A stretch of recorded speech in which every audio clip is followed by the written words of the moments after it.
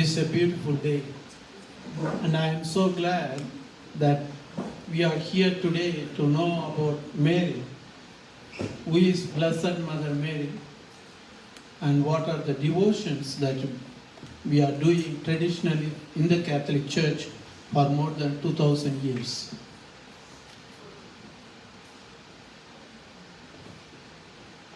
When I think of our Blessed Mother Mary, maybe the inspiration comes from my own mother itself.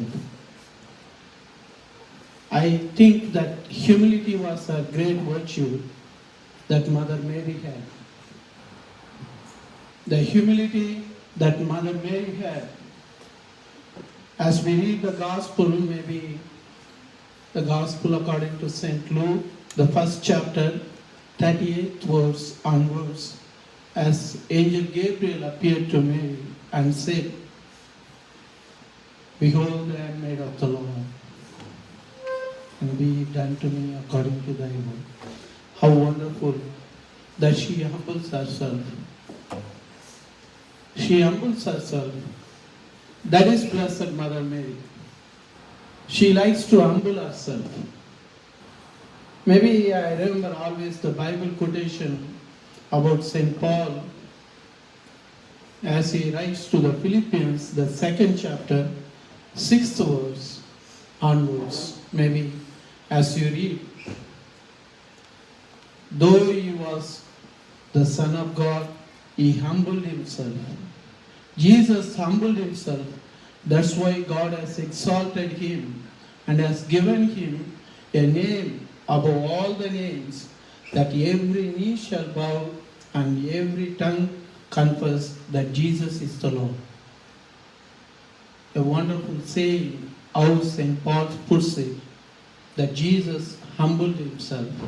He humbled himself to become like a servant, even to die on the cross. And who was there under the cross? Who was there? Mary was there. With St. John, of course, the evangelist and the apostle, and of course some pious women. The humility of Mary. I remember that, when you read the second chapter of St. John's Gospel, it is wedding at Cana.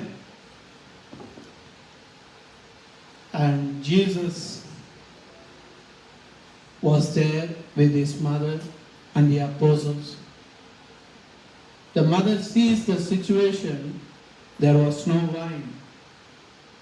The Bible doesn't say somebody went and said to her, "We have no wine, can you do something?"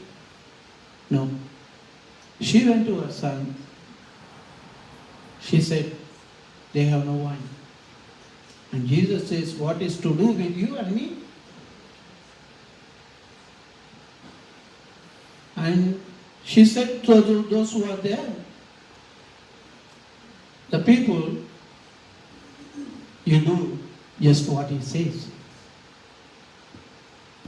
She knew that her son will do something. The Bible says that was the first miracle that Jesus did, or the first sign, or the first wonder, changing water into wine, because his mother Mary asked. And when Jesus made the best wine, she did not exalt herself and went and said to everybody, "See, my son has done this." No. The Bible doesn't say anything about that afterwards about Mother Mary. And you see her going to the search, maybe to find Jesus where he was when he was lost. Maybe you see that also when he was preaching in the temple, Jesus went. Jesus was there in the temple, Mary went. And they said, "Your mother was here, your brothers, your relatives are here." And Jesus says, "Who is my mother? Who are my brothers? Those who do the will of God are my brothers." And Jesus himself says that she did the will of God. Maybe the humility of mother. I just want to finish it in this verse. the humility of mother. I read a saying, if you are unable to stand, kneel. Kneel down. Maybe that is the humility. When you receive Jesus, when you see Jesus, when you enter the Jesus, as you go to the tabernacle in the Catholic Church, we kneel. But those who are able to, they can kneel because we want to show the highest reverence. Highest reverence. Maybe we don't adore Mother Mary. We don't adore her. We don't worship her, but we honor her. If you can honor your father and mother, you can honor the mother of Jesus. And she humbled herself. What about you and me? When you humble yourself, God will exalt you. Maybe God has exalted Mother Mary as we speak about her today. And I wish that you learn more about her with Dr. Cheryl and our Deacon Basco, that they are going to speak about our Mother's devotion and who is Mother Mary. Just remember these words, the humility. Blessed are the humble. Maybe you need to humble yourself. And I need to humble myself. And God will exalt us. And God bless you.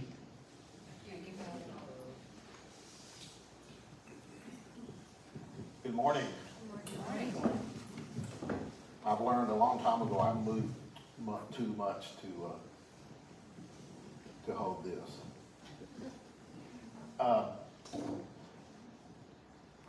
Father mentioned about humility, and it reminded me, one of the prayers I do say a lot is that I remain humble in my service.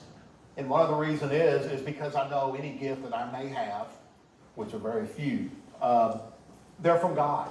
And so, we say that, everything we do is a gift from God, but we have to live our life like that. I think that's what Father's reminding us, that all our gifts we have, all the prosperity we may enjoy through these gifts are all through God. And so I think, thank you, Father, that's a reminder to all of us to stay humble and include it in part of your prayers. The other thing is, Kelly, I'm going to call roll real quick, and Kelly's going to pass out just to those in the class how to pray the rosary, because we're going to talk about that very briefly. Then she'll put them back. I just ordered a new set, so if anyone else wants one, please come get that after the class. Also, we have a little Catholic update on Mary. You can take one of those. Everybody can take one of those. I just want to make sure that the RCA gets this first, because many of them will not be familiar with the rosary at all. We're all going to talk about that. And I'm going to call your name as we've done the first 2 weeks. I want you to stand. Everybody look at them, kind of burn their face in your mind so you can talk to them and make them feel welcome. But after this, I'm not going to do that anymore. I'm just going to put a sheet out, and this is for the RCIA. I'm going to put a sheet out, please, and it's going to be on that table back there by those flowers. Make sure you just mark your name, put a check or X or whatever you feel like you want to do, a little smiley face or something, by your name so I will know you're here. And I have not met with everyone yet. So if you have not had a meeting with me, please meet with me. And here is why, and this is why this role is so important. If you're coming to RCIA and there is someone who's out of town, so I know they're not going to be here, I told them, okay, I'll give you a brochure, get on the internet, make sure it's Catholic. There's all kind of websites about the rosary. That doesn't mean this class is not important. But if you miss the class on confirmation, or you forget to sign your name here, then I'm going to be calling you and say, you've missed an important class. You're going to have to come up, take time off from work, and come up and meet me, because we need to talk about confirmation. And why is that? That's one of the sacraments you'll receive when you come into the church. You want to know what that sacrament is. When the bishop says, be sealed with the gift of the Holy Spirit, you want to know what he means when he says that. So there are some classes that you really need to be at, to attend. So make sure you do sign the roll. So let's start. Mike Flanagan. Cameron. Melissa, I saw Melissa. Where did I see Melissa? Oh, yeah, right there. Kevin, not today. Allison. Steve Leon. Tiffany. Elizabeth Procell. And Ryan. Okay. Amy, Randy Tannehill. And Catherine Thompson. And Kristen Thompson. And Greg is not here. Okay, if you are in RCIA or you plan to be in RCIA and I have not called your name, please talk to me today. Call me tomorrow on the phone or something because I need to make sure I get you on the list. So, everybody in the class, just make sure that you did get one of those rosary bills. Okay, what I like to do when we start this class is very briefly, and this is for RCIA, well, anybody, but I always do it. I got to stay in front of the camera. So, I like to do this because we never know what happens during the week in our lives. Something may happen or we may hear something. So I always ask RCIA to be in the class. Anybody have any questions? Did you see something? Or for those in RCIA just attending Mass, did something take place? And oh, I didn't know that. What's the meaning? So this is your time to ask these questions like that. Any questions right now on that?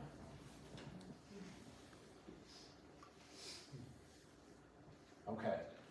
If you want to ask me a question later, email me, call me, catch me after the class or something.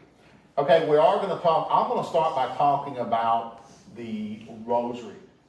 October is Respect Life Month. We're kind of geared to life, the sanctity of life. And so next week our class will meet in here. Then we'll go to the chapel. Father Don Rock will give a little talk. And then we'll pray the rosary. It's going to be during the time of the Congress on the Eucharist, where we were having the monstrance will be out. We'll be out there praying in front of the exposed Blessed Sacrament. We'll have a rosary every hour, so we're going to kind of participate in that after the class. So after Mass and everything, but we will start in here. And so we want you to understand kind of what the rosary is and what that really means. And so that's what I'm going to talk about. And then Dr. White's going to talk about devotions to the Blessed Virgin Mary. Now, this is not going to really be a class on Mary itself. So we're going to have another class on that. And I know many of you coming from other denominations, you're going to want to know what Mary means in the church. So I am going to touch on that very briefly. But we want to talk about the rosary. I'll tell you my little story about the rosary first. When I grew up, I hate to say this, when I grew up, I thought I was a very devout Catholic. We got up every Sunday, went to church. If my dad and I went fishing on a Sunday, we made sure we were back, and we normally caught the Holy Rosary Mass, which I think is probably the latest. So I just think, I wonder how I smelled when I went to Mass. Probably like fish and everything. But we made sure we went to Mass. We went to every holy day. Our whole Christmas Eve food and snacks was geared to cleaning up and leaving by 10:15 to get to St. Catherine's. Because back then, I don't remember there was a vigil Mass. I never went to a vigil Mass when I was young. But I just remember if you got there like by 10:30, you could get a seat. 10:45, you were standing. Because the choir would start singing at 11 o'clock, the Christmas songs, and then you have the Mass. A very beautiful deal. But then later, as I grew in my faith, I realized we never said the rosary. Never did other prayers. I don't remember my parents ever praying at night with us when we went to bed. But that may have been what their foundation was also. So, that's fine. I started doing all those things when I married my wife, who at that time was Baptist. They said prayers every night before every meal. So it's her faith that helped my faith as a Catholic grow. And then I remember getting a rosary. I said, I need to get a rosary. I want to be a deacon. I need to get a rosary. I need to learn these prayers. So I bought my rosary. Okay? But here's the problem I kept having. I keep it in my pocket.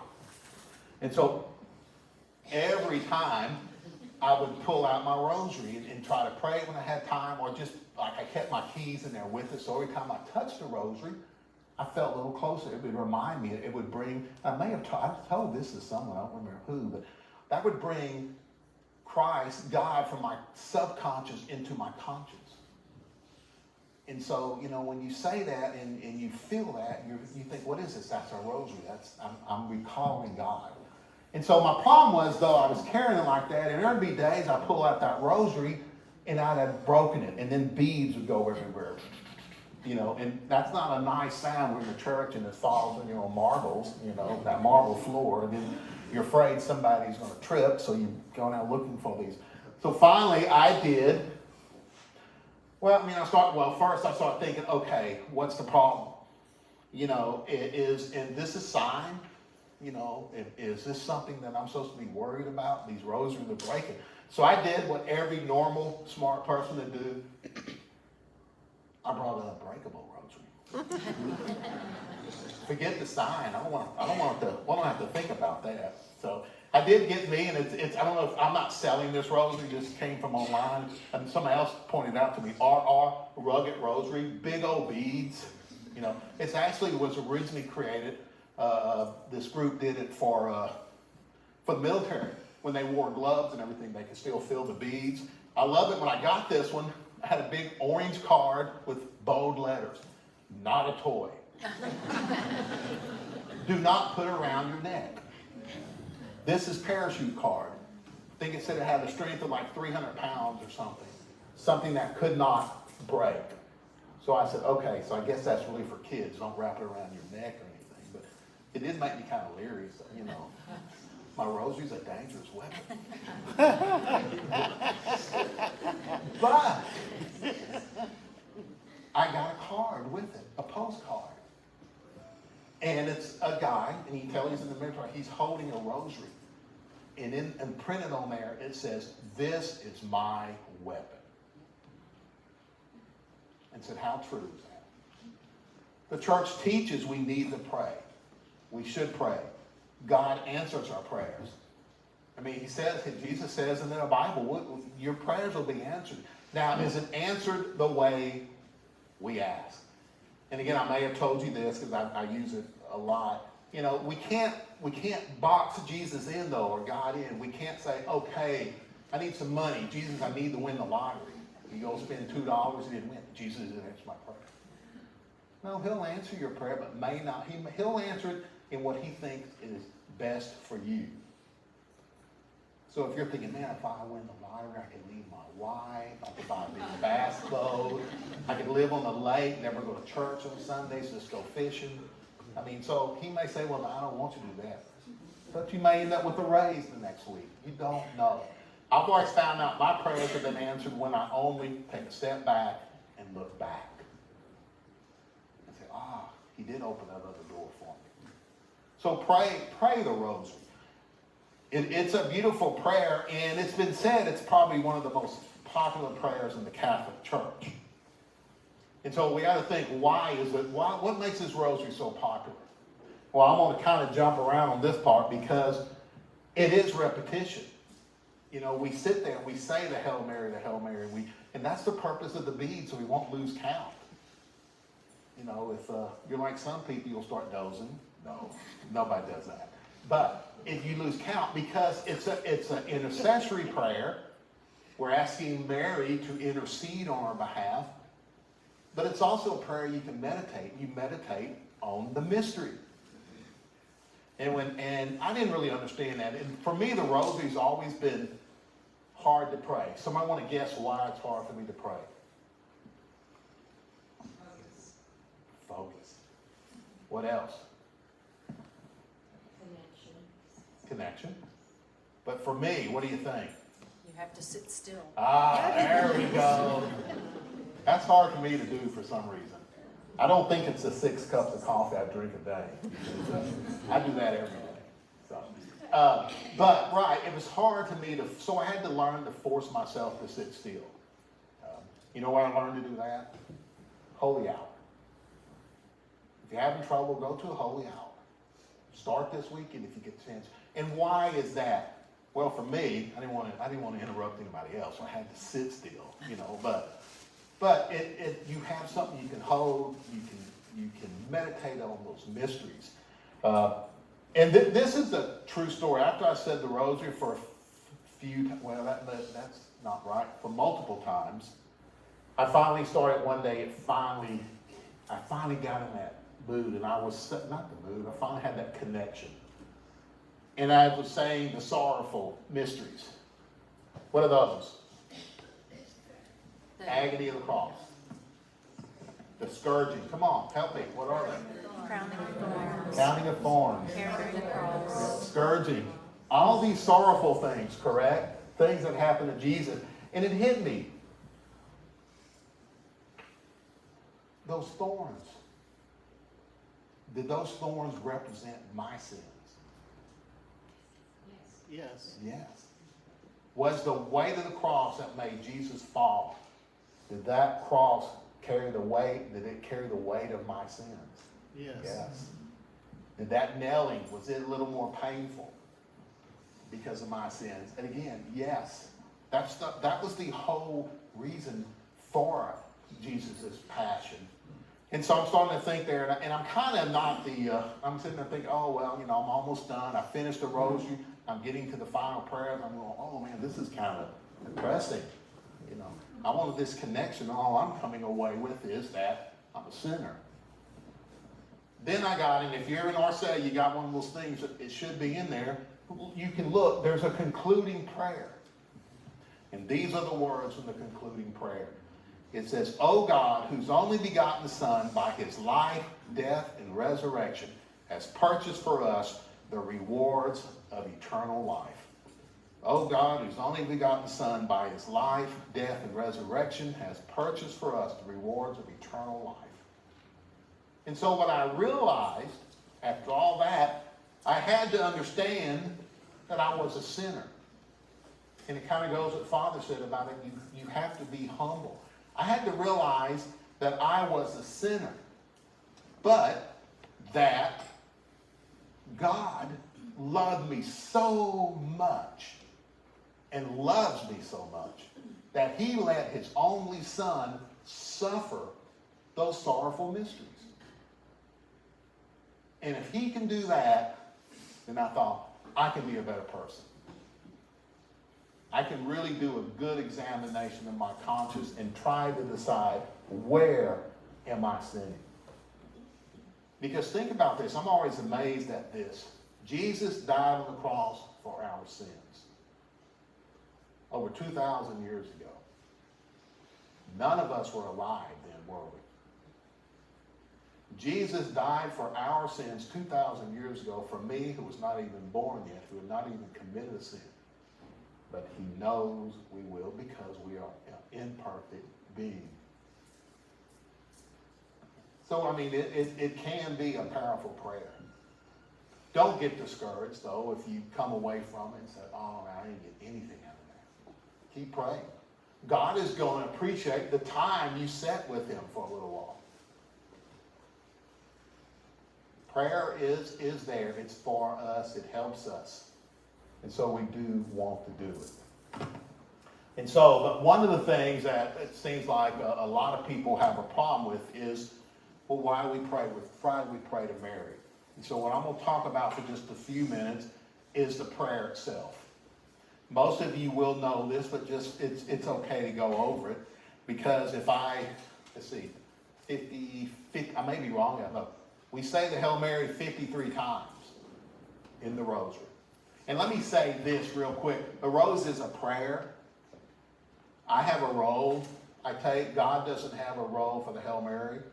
So if you can't say all 5 decades, but you feel like you have time for 1 or 2, do that. God's not going to count how long you spend in prayer. It's the quality, not the quantity. Me, sometimes I need the quantity to get to the quality.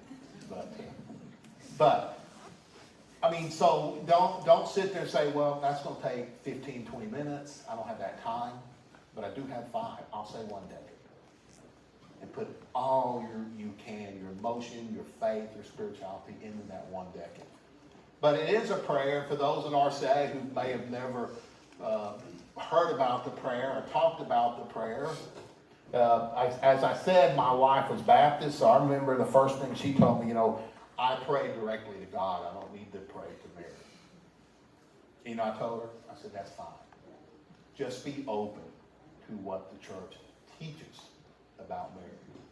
When you start understanding the teachings about Mary, you will start understanding why we have this prayer called the Hail Mary. And like I said, it is an intercessory prayer.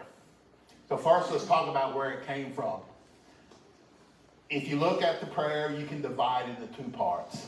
The first part is what we would say is the biblical part from the Bible. The Hail Mary comes from the angel Gabriel. Angel Gabriel appeared to Mary when? Annunciation. Annunciation. What does annunciation mean? Announcement, right. And so the angel appears to Mary and says, Hail, full of grace, the Lord is with you. And that's the first part of our prayer. Hail Mary, full of grace, the Lord is with you. Think about that, full of grace. Imagine you have a cup. Well, you have my coffee cup and it's up to the rim. I drink my coffee black. So I don't have to about save room for sugar, which is going to get it higher or cream or anything. But if that cup is full, what happens if I put anything else? It's going to spill. It's going to mess up. Mary is full of grace. Can she have anything within her? Anything else? No. So what does she not have? Sin. So right away we know Mary was sinless. It doesn't mean she was a god or anything. It meant that from the beginning of time, God said, this is going to be the bearer of my begotten son. And it must be the perfect vessel for him. So she is full of grace. And remember, we teach this. You'll hear about this in the sacraments. Grace is a gift. It's nothing we earn. So this was a gift that Mary was given. Okay? And then and that's actually Luke chapter 1, verse 28. And then later, Mary goes to see Elizabeth. I had someone ask me the other day, well, why? I said, well, the angel said, because what does Mary says, how is this possible? She doesn't know a man. She has not known man. And so what does the angel said, well, anything's possible with God. In fact, Elizabeth, who everyone thought was barren, is in her 3rd month. And so when this happens, Mary says, well, I want to go to her. Why? They have a shared experience probably somehow. So she goes to Elizabeth, and what does Elizabeth say? As soon as they meet, she goes, Blessed art thou among women, and blessed is the fruit of thy womb. That's the second part of our prayer. And so even at that point, Elizabeth says, the child in my womb leaped for joy. So she knew. She was given somehow to know that Mary was carrying the child, the Jesus. And so that's why she says, Blessed art thou among women, and blessed is the fruit of thy womb. Let's get a little technical here. Imagine what they wore in those days. When did you show, for those who had a baby, when did you start showing when you had a child? 6 months. Yeah. I doubt if Mary was even showing. So you have to sit there and think, oh my goodness, this is something very special going on. And so that's part of our prayer. And then the second part doesn't come from Scripture. It's rather a petition. And it is, pray for us sinners now and at the hour of our death. Amen. We are asking Mary to pray for us. Pray is just, it just means asking. If you ever read some old novels or think, or maybe seen some of the old movies on a PBS or something where they really talk in that time frame, you'll hear people say, "Pray tell, what are you doing?" It's asking. And so that's what we're doing. Prayer means we're asking. And so what we're doing, we're asking Mary, pray, to pray for us. Mary, pray for us. We're sinners. Pray for us now and for the hour of our death. Amen. And so the whole prayer is what we would call intercessory prayer. We're asking Mary to intercede on our behalf. Pray for us. Okay. And so, and I'm sure most people have heard this because it's kind of our standard answer. Why? Where is Mary? That's not a rhetorical question. I want to answer it. Heaven. Exactly. So we could sit there and maybe say Mary's a little closer to Jesus than we are. We believe that through the assumption. And so she would be kind of like the perfect intercessory for us to say. We ask Mary to intercede on us, just like we ask our friends and neighbors to pray for us. And so we're not asking anything else you don't ask all your friends to do. You're asking to pray, we're asking Mary. Now, I know, though, that when my children were littler, guys, I got good English today, were younger, I know my wife would come up to me and say things like, what do you think if Michael, my oldest, did this or that? And I knew right away they were too scared to ask me.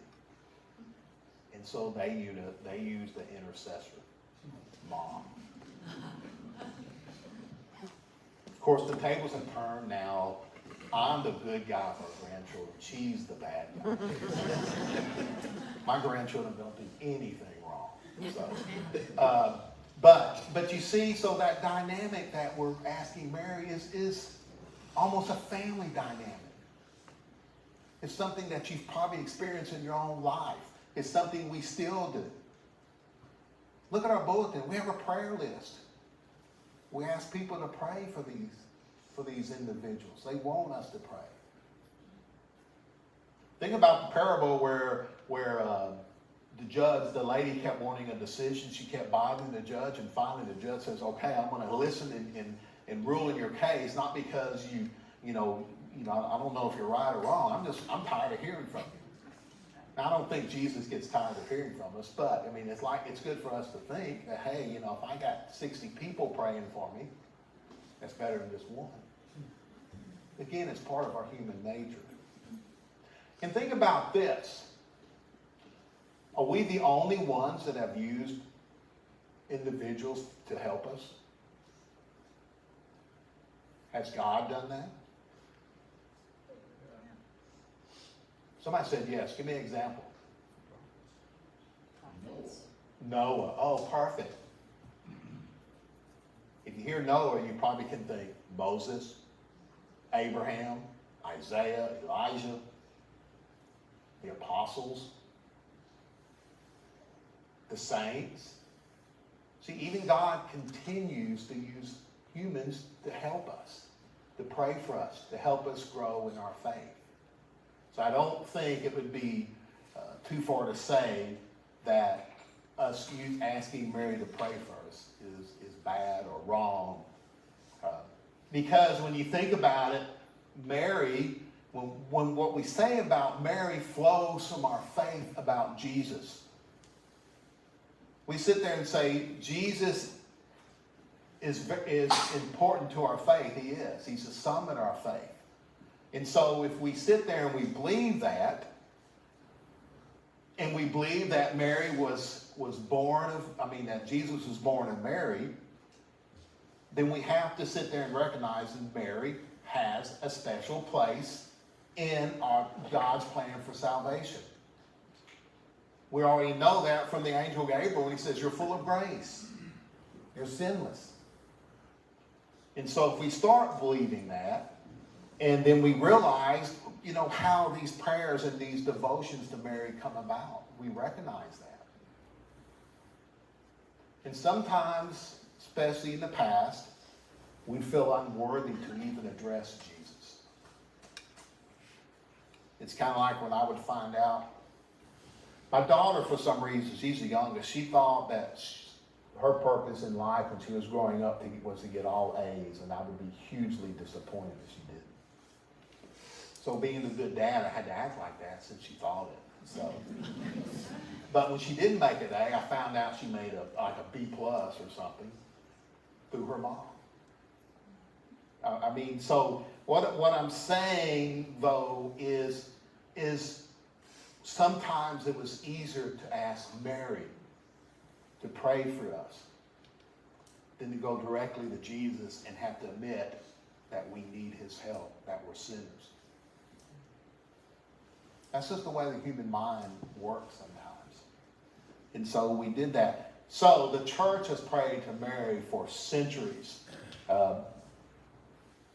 And so we've given her a special reverence, devotions, as Dr. White's going to talk about in just a few minutes. But there is a difference. We do not adore or worship Mary.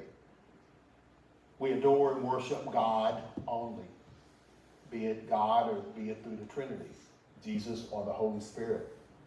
What we do is venerate Mary.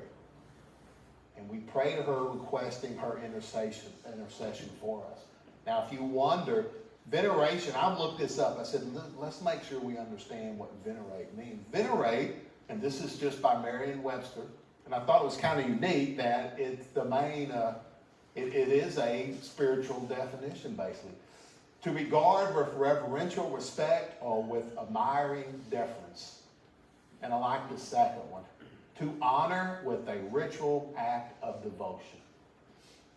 That's what venerate means.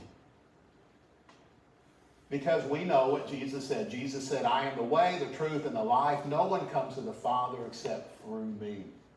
So as Catholic, we know that Jesus is the mediator between God the Father and man. So we understand that Mary's role is to cooperate with that.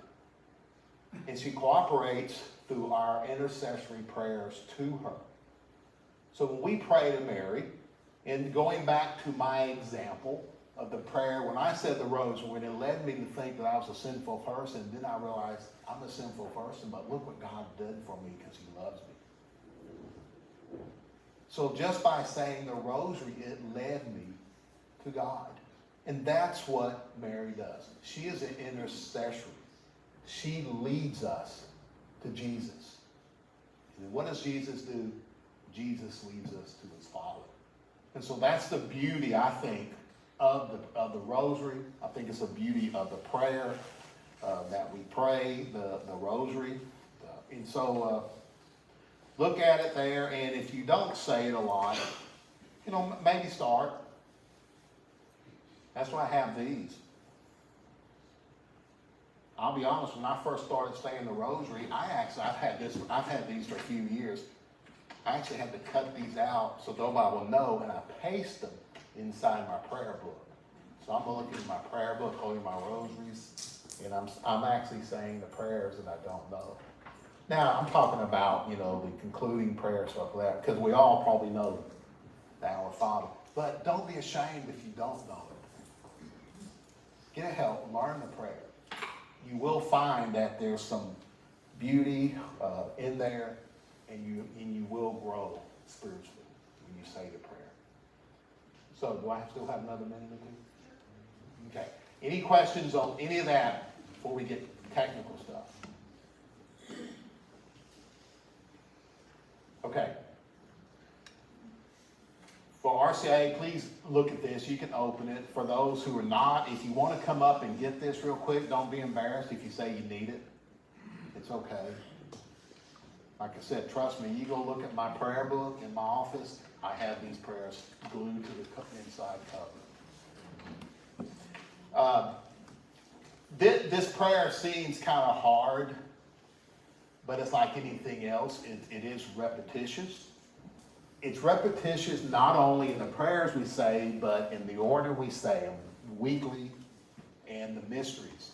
And so that's the beauty of over time, you will learn these just by saying them over and over.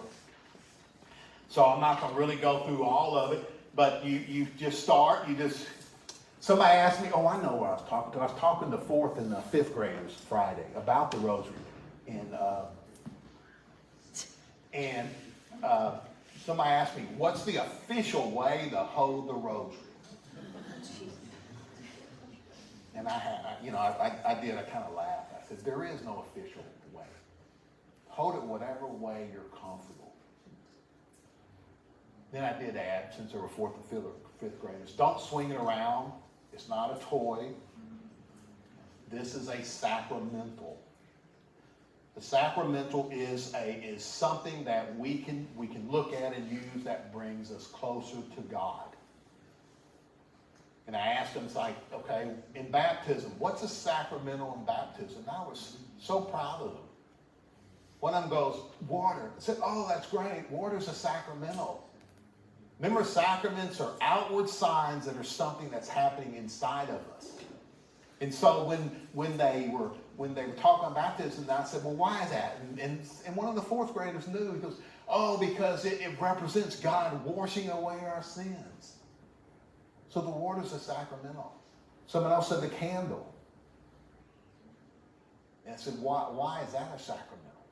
They said, because at baptism, you receive the light of Christ. And that candle is a sacramental that represents the light of Christ. And so that's what this is. It's not jewelry. It's not a toy. Treat it as a sacramental, as something that can draw you closer to God. And then I went back and answered this question. I said, okay, now since I kind of danced around everything, there is no official way to hold it. You just wouldn't want to be, as you're saying your prayers. Especially if there are people around you trying to pray. So that you can hold the rosary any way. You start with the sign of the cross. I don't know where I got this habit. There's nothing ever written down. You name the Father, Son, and Holy Spirit. I kiss the cross. I don't know, maybe I've learned that from someone. So again, it's a prayer. There's really, it's okay to start like that. You say the Apostles' Creed, which is in the little cheat sheet. The Our Father, 3 Hail Marys, and then the Glory Be. That's like the introductory. A lot of times you dedicate those prayers to the intercessions that the Pope has, or what he would like us to pray for that month, or he's asked us. And then we do the mysteries, and there's 4 of them. Have there always been 4 mysteries? No. It's funny how some things we change and we go, oh, I can't believe they do that. But when Pope St. John Paul II added the Luminous Mystery, to me it just seemed natural. I just started saying and never thought about it. So we have, what are the mysteries? Joyful. Glorious. Joyful. Glorious. Sorrowful. Sorrowful, and then the luminous. And so we say those on certain days. We don't say, whatever we could, but we say those on certain days. If you say it every day. And you start off, normally you start off, and as you know, you start off the first sorrowful mystery. The agony of the heart. And then you meditate on that. And then you start saying the Our Father. In mine, the little dot in the middle is that first Our Father. Then you say the 10 Hail Marys. And then you say the Glory Be, the Fatima prayer. Then you go to the second mystery. And then you say the second mystery. The second sorrowful mystery. Then the third sorrowful mystery. And so it's a routine you can get into. There have been times when, I told the 4th and 5th graders this, get in the habit of when you move your hand, because the beads help you keep count. That way you don't have to say number 2, number 3. And the beauty of this repetition, of this prayer, it does allow you to meditate. You can say it, Our Father. How many of you have been like driving home and you get halfway home and say, ooh, I don't remember the last 10 minutes of driving. Wait, I do that all the time. I usually leave here about 4 if you're worried about that. But I start thinking about other stuff and don't remember. Ooh, I said, I hope all those lights were green. I don't remember stopping. But the whole point is when you meditate and you're saying a prayer, you can forget you're saying a prayer. And you start thinking about it. I told you the time where I started thinking, oh, I'm a sinner.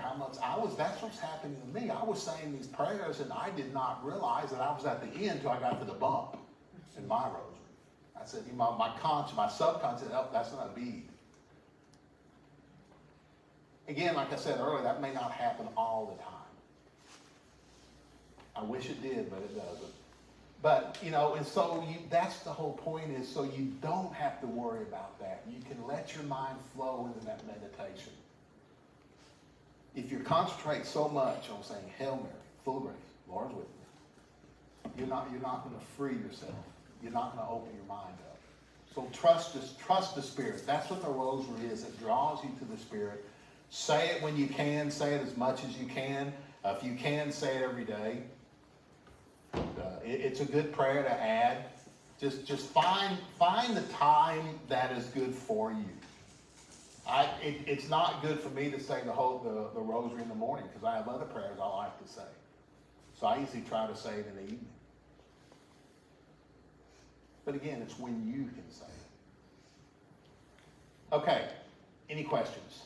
Yes? Okay, so I have like 2 questions. Firstly, how do you respond to Protestants who might claim that the rosary is vain repetition as condemned in the Bible? And second, is there a special way you are supposed to dispose of a rosary that's been broken or damaged? There is, and I can't remember, there is a group that you can give the rosary to that tries to fix them. A lot of people bring them to the church and we dispose of them. A lot of the stuff we use, we just don't throw away. We have a bucket we put in there and we dispose of them in certain ways, like anything we use, like for oils, when we baptize somebody's confirmed, we actually burn those later, kind of almost like incense, where we're offering them up to God through our prayers and everything.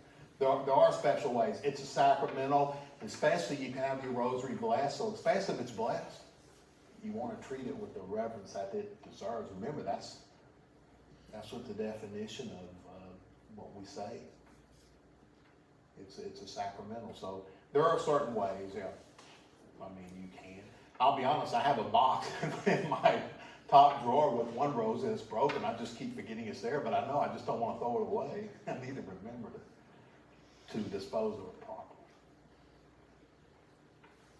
And to the first question, as you can tell, it's not an easy answer. I mean, because there is a built-in deal that mindset that we're worshiping idols or we're making Mary a god.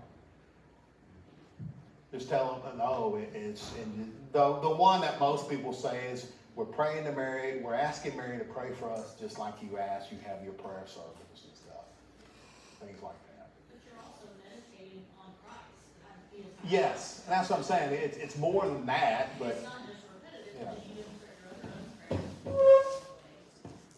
And it's all scripturally based. Yeah, everything I told you is a good answer, but do you have time to do that? I mean, but yes, I mean, you can always tell them to join RCIA too. That is a good question because that is the question that we're asked. That is, for those in RCIA, that's usually one of the first things that people want to know. Do y'all really worship statues and everything? No, we venerate. A statue is just is a visual representation to what our life could be like if it's a statue of a saint. This is a person just like me who was able to raise himself or herself spiritually. We look at that for inspiration. Any other questions?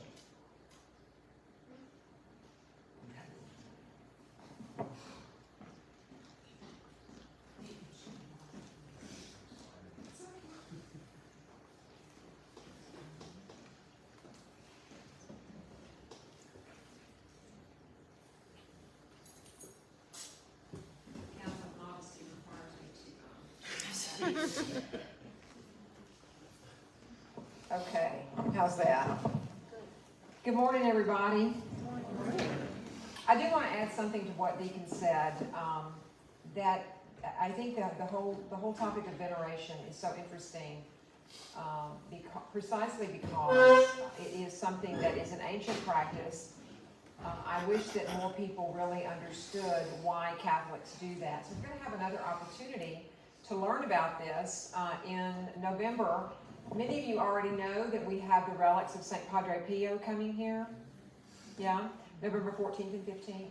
And it's an opportunity for us to talk about not only that concept of veneration, but obviously also why we venerate saints. Blessed Virgin Mary, yes, but why do we venerate saints? And why do we venerate relics? I mean, these are important opportunities to learn more about why we do that. And the point that Deacon made about asking any friend to pray for you, I think is an important one. But I remember this vividly. I had a friend of mine in another Christian tradition who said these words to me one time, and I said something about, how many of you have ever lost something and just had St. Anthony say, okay, St. Anthony, look around, something is lost, it must be found. Have you ever done that? It has always worked for me. It's always worked. And so I made a joke about that, and she said, why do you do that? Why do you pray to dead people? And I never will forget this, because it struck me in that instant, the disconnect. And I looked at her and I said, do you think he's dead? I mean, the saints are more alive than we are. I mean, that's the whole point of our Christian faith. That's our hope. That's what we believe. And so I think we always have lots of opportunities. I'm so glad for that question that you asked about the rosary, because that is, we always have opportunities to answer and to defend. And by that I don't mean having to stand and take a position, but to be able to explain why. This is an ancient practice. It's not like we just came up with this a few days ago or a few years ago. These practices are ancient. So our love and devotion to the Blessed Virgin Mary it's a great opportunity to talk about, it's kind of the development of this, how it came about, and really is framed as it's recognizable to us by really two major, why is that doing that? What happened to my presentation? There we go. It's really framed by two things, two developments. Okay, y'all bear with me, please. I don't know why he's misbehaving like this. Okay,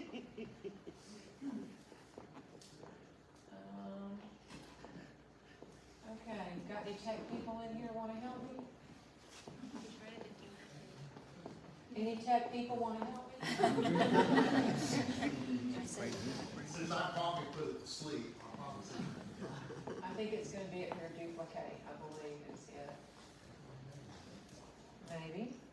But you shouldn't be seeing that. So, duplicate slideshow. I don't know. All right, you guys are just going to have to bear with me, okay? Can y'all see that okay? If it's going to let me do this. Okay, so two events really. The great councils of the church, number one. We have the influence of that. And also the rise of monasticism is another major factor in the development of our devotions to the Blessed Virgin Mary. Both of these produce the Marian devotions that we have today. So I say this because I want everyone to understand the authority by which these come about. The Hail Mary, yes, I mean it is scriptural, it's biblical, as Deacon pointed out. But both of these influences are framed in some pretty challenging history for us. So there is a point that I want to go back and cap something that Deacon said. There is Marian doctrine. There are Marian dogmas. There's actually 4 Marian dogmas that the church has. We're going to explore at sort of the end of the year. We'll be talking about those dogmas. Dogma is something that we hold to be incontrovertibly true. A doctrine is a teaching, right? But a dogma is a doctrine that is incontrovertibly true. So we have Marian dogma and we have Marian devotion. So these are two different things. Doctrine is linked to the first thing, right? Councils of the church. That's what's defined our Marian doctrine and dogma for us. Devotion is linked to the second thing, actually, which happens in history, happens in human history as the rise of monasticism. Many of the most beautiful devotions we have to the Virgin Mary came out of the monastic life of the early and high Middle Ages. And so they are also very, very, very old. Our doctrinal understanding of Mary, the teaching of the church, anchored in those councils, has been remarkably consistent. And we will talk about that again toward the end of the year. We'll do a special entire presentation on why we believe what we believe about Mary and how Mary always points to Jesus. Everything we teach and believe about Mary always points to what we teach and believe about Jesus. So we'll be talking a little bit more about that later on. The reason that the Middle Ages are so important to understanding these developments, though, is because of all the various social changes that are at work going on, that people living their lives in very difficult times look to these devotions as a way not just of bringing comfort, but a way of bringing them closer to the divine and also helping them to understand, to process, to understand what is going on in the world, which was not always a happy time.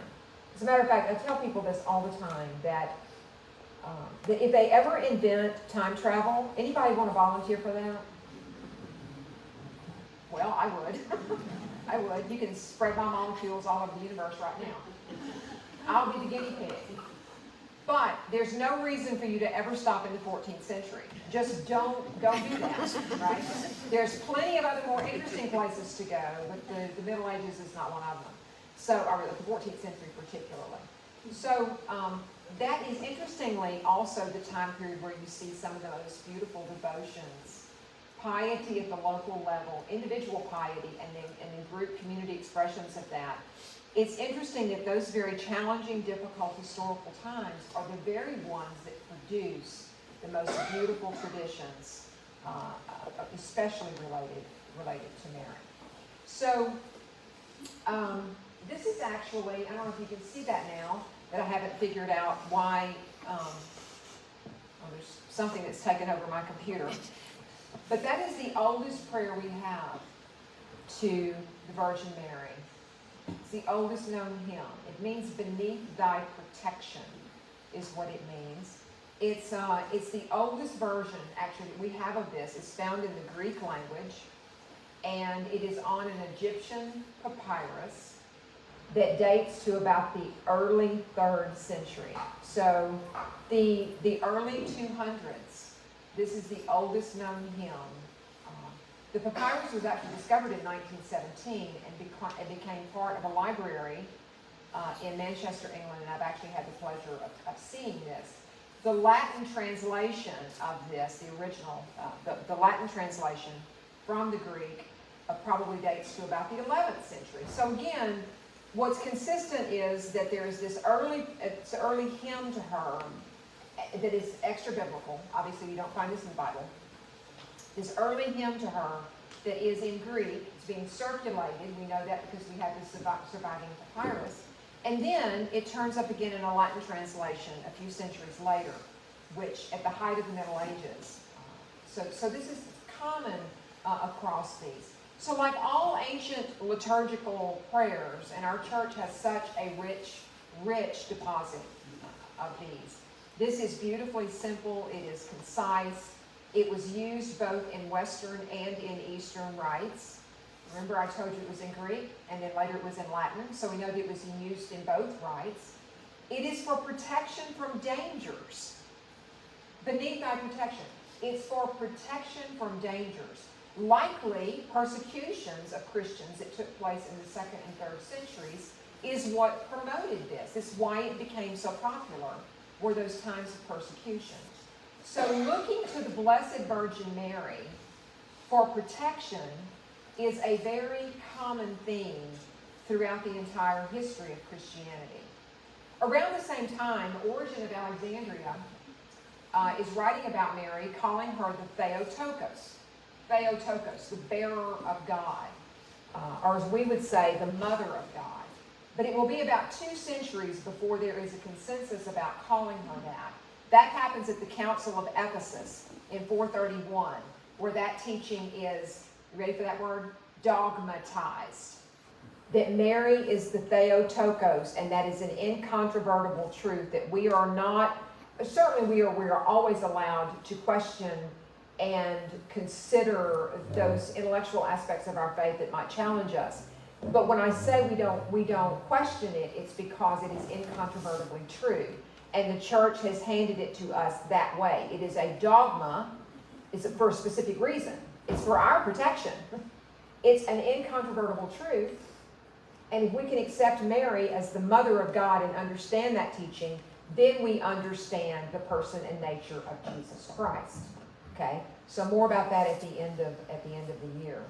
So we look to the examples of the councils. You can see all of these first 7, all of them dealt with Mary in some way, but I've really only emphasized one of them. It is that council at Ephesus that dogmatizes her as the Theotokos. That was closed again at the Second Council of Nicaea in 787, just to make sure that there would be absolutely no further discussion about it. That she is not only the mother of human Jesus, she bore his divine nature too, from the moment of the Annunciation. So she is, in fact, the mother of God. All right? So, that last council that I mentioned, the Second Council of Nicaea that happened in 787, dealt with a very specific challenge called iconoclasm, which is the destruction of images that took place largely in the East, the eastern part of the old Roman Empire, the Byzantine Empire, under the influence of Islam, because in Islam, somebody mentioned statues, maybe you mentioned statues, okay? So in Islam, of course, statues and any kind of three-dimensional representation is a graven image. And so there was a point in time when Eastern emperors, under the influence of that, ordered and participated in the destruction of images in churches. We call it iconoclasm. What's probably more familiar to most of us is the fact that there was a Protestant iconoclasm that took place in the 16th century, where Protestants were going into Catholic churches and destroying stained glass, crucifixes, works of art, statues. So this iconoclasm, the Second Council of Nicaea specifically addressed in 787 by denouncing it. And interestingly, this is almost a point on the chronology, on the timeline that you can mark very specifically, that we see this huge surge in Marian devotion, is because in response to destruction of images of her, there is now all sorts of new fervor and devotion to her that really comes about because of this destruction of images, led to even more beautiful, I think, devotions of her. So more than anything else, all these councils direct the doctrine of the church for sure, but what you see running in parallel with that, in parallel with the teachings about Mary, is you see these beautiful expressions of devotion to her in the form of prayers, like the one I mentioned earlier, in the form of artwork. You see this evermore. Shrines dedicated to the Theotokos began to appear all over the Christian world. We have a good body of homilies that have survived from the Middle Ages, even from the very early Middle Ages. For instance, from many of the fathers, we have surviving homilies from people like Origen of Alexandria I mentioned, like St. Athanasius, like St. Nicholas, like St. Augustine, St. John Chrysostom. I mean, I could go on and on and on. We have so many surviving homilies that we know they feature Mary. Overwhelmingly, in many of those homilies, the story of our salvation, many of the fathers traced through Mary, the sin of Adam and Eve, Mary as the new Eve, the angel's annunciation to Mary, the incarnation, the birth of Christ, the adoration of the Magi. At every point in those homilies, it is Mary who is sort of the center of the story of Jesus. That this is how they tell the story. And by the end of the 5th century, what you see, this is really interesting to me, accounts of her assumption into heaven began to be featured in homilies. Not biblical. The Assumption, which is a Marian dogma, by the way, the Assumption is not biblical, but it is a long-standing tradition of the church that is now expressed more freely, you see, because of these councils. So really, you see this throughout the Middle Ages. And I want to cap this in a very particular way by talking about something rather unpleasant. Okay? We have this 14th century turning point in Marian devotion. I mentioned that if you ever wanted to time travel, or you're ever able to time travel, just go anywhere else. You know? Go anywhere else. Or I would say maybe you wouldn't want to be in the late 4th or early 5th century either. You probably wouldn't want to stop during the persecutions of Diocletian. But you just check with me and I'll give you a list of places you can go. Okay? I've got a list of places I want to go. But what happens here is that in the 14th century, you see there's a reason that historians call this the most chaotic century in history. And it's because if you think about the Revelation 6 and the description of the 4 horsemen of the apocalypse, is everybody familiar with that term? You have war, plague, famine, and then of course there's the pale rider, who is death. The pale horse is just death. Well, that could cover a whole umbrella here. But anyone living in this era would have certainly thought they had encountered the 4 horsemen of the apocalypse. Because we see Europe at war, the 100 Years' War, no small conflict, the 100 Years' War, which devastated particularly in France, where all of the fighting took place. It devastates the landscape, it devastates society, wipes out entire noble and petty noble families, obviously has an impact on the peasant populations because crops were destroyed and burned. Then on top of that, let's lay something else on top of that besides the war that's going on from 1337 to 1453. You also have bubonic plague that breaks out in Europe in 1346. Comes into Sicily, sweeps very rapidly northward, and within a decade it's wiped out between 1/3 and 1/2 of Europe's population. Okay?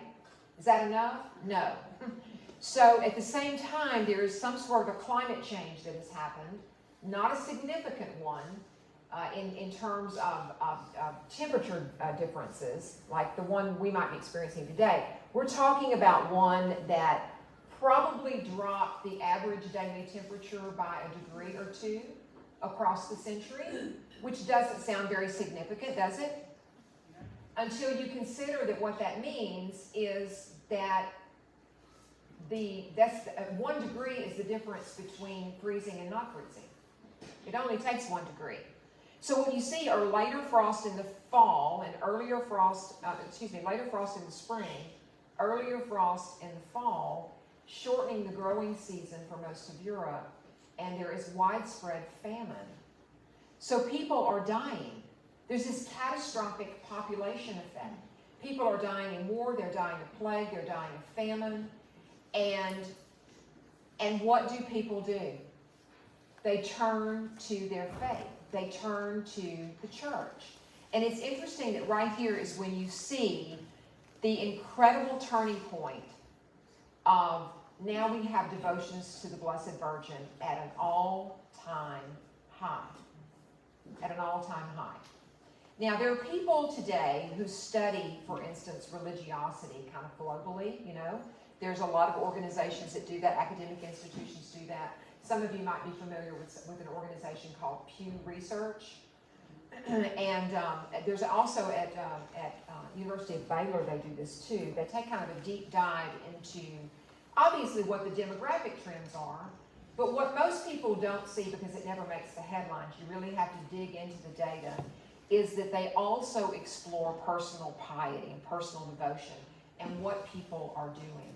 So when you look at, for instance, current data, and you look at it sort of in its historical sense, when have these peaks of devotion to Mary among those of us who are Catholics and Orthodox, who also, of course, venerate her as the Blessed Theotokos.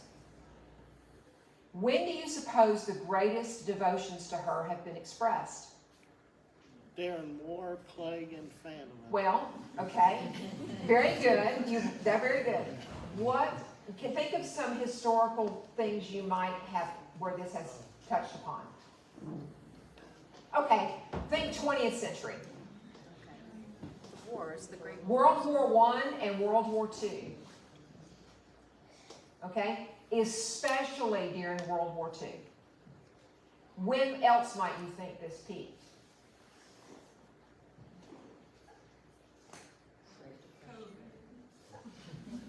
Well, interestingly, we don't have a lot of COVID data yet, but the Spanish flu of 1917, remember, it was a pandemic. It was a pandemic. Not like what we experienced here in Shreveport in 1873, which was an epidemic. It was a pandemic. And so during those times is when you see that, these times of great human trial and suffering. She has always been our protector. People have looked to her as a protector. I mention this because it is the rise of monasticism that certainly promotes these devotions. They look to her, monastics look to her for inspiration, her purity and her humility. As Father Don Raj mentioned earlier, her humility is, of course, a model for the monastic life, especially a model in the Benedictine communities. Great example of this is St. Bernard of Clairvaux in the 12th century, whose dedication to the Virgin Mary was exemplary. You can go and read about it if you'd like. And if we had more time, I could talk a little bit about it. But he always referred to her as mother. And it's all he referred to her. He doesn't call her Mother Mary. He doesn't refer to her as the Blessed Virgin. He always just simply calls her my mother. And this, of course, influenced the monastic movements throughout Europe. And today, many of us still refer to her as Blessed Mother, right? But St. Bernard is the one, I think, who set the standard for that. So it's about the middle of the 11th century that the Hail Mary, as we know it, first appears as a devotion.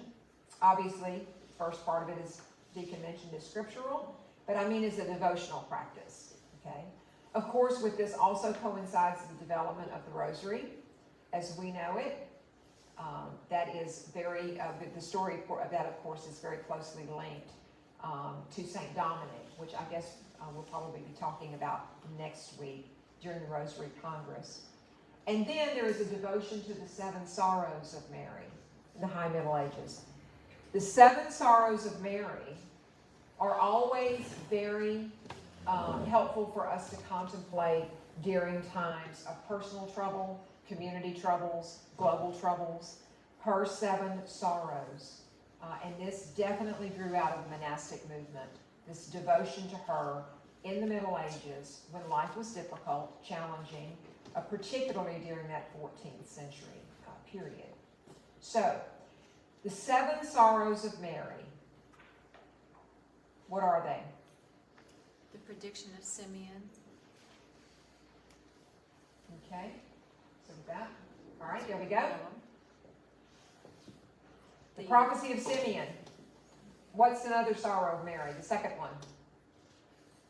The exile. This is like a Catholic I know, it's test. like Right. the exile. There you go. The escape and flight into Egypt. The loss of the child Jesus in the temple. The meeting of Mary and Jesus on the Via Dolorosa, the way of the cross. The crucifixion of Jesus on Mount Calvary. The piercing of his side and the descent from the cross. These are actually usually lumped together. And then the burial of Jesus by Joseph of Arimathea. This is actually the title of this painting. The burial of Jesus is the sorrow. The title of the painting is The Burial of Jesus and Joseph of Arimathea. This was actually done in Belgium in the 15th century. I actually know all these artists, and we could talk about that if y'all will stay another hour, but we won't. So suffice it to say that we can say with some certainty that by the end of the 15th century, certainly by the year 1500, at which time all of this Marian doctrine and dogma has already been set by the councils, all of these devotions are well in place throughout Christendom. And I would just ask you to contemplate that, and we can talk more about this when I'm back in the spring. I think it's one of the very last sessions we have where I will talk about Marian doctrine and dogma and why everything that is, here's a fancy word, Mariology, the study of Mary, why everything that is Mariology is Christology. Everything about Mary is Jesus.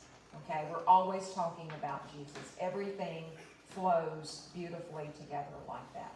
And I have run out of time, so I hope that no one had any questions for me. I hope that was done so well you have no questions. But certainly, please feel free to email me. Reminder real quickly that next Sunday is the Rosary Congress. So we will still meet for breakfast and coffee. We'll still have fellowship. It is CCD Family Day, so the children, I think, have activities planned. For the adults, Deacon will be here. We'll be dismissing everyone to the chapel, and Father Don Raj will have a brief meditation in front of the Blessed Sacrament, and everyone is encouraged to stay and pray the Rosary as a community. All right? All right, have a great week. Thank you so much.